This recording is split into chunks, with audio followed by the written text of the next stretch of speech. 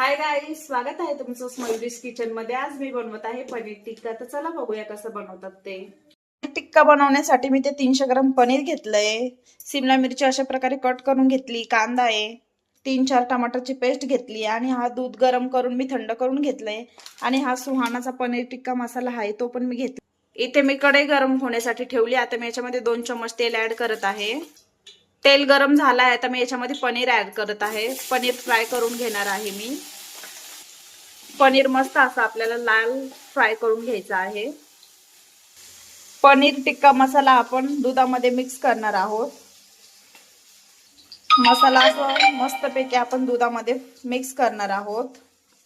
तुम्हाला जर पनीर टिक्का थोडासा तिखट हवा असेल तर तुम्ही 1 चम्मच याच्यामध्ये मिरची पावडर पण ऍड करा। मिरची पावडर मस्त असं मिक्स करून घ्या। इथे मी पनीर पण फ्राय करत आहे। पनीर असं मस्तपैकी फ्राय झाला आहे। आता मी याला काढून घेणार आहे।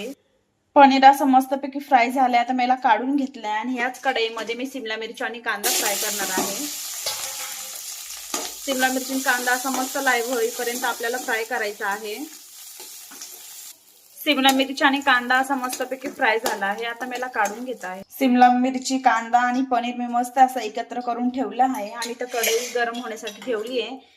मी याच्यामध्ये 2 चम्मच तेल ऍड करत आहे। तेल गरम झालंय, आता मी टमाटर पेस्ट ऍड करत आहे। टमाटर मस्त असं 5 मिनिटांसाठी मी फ्राय करणार आहे।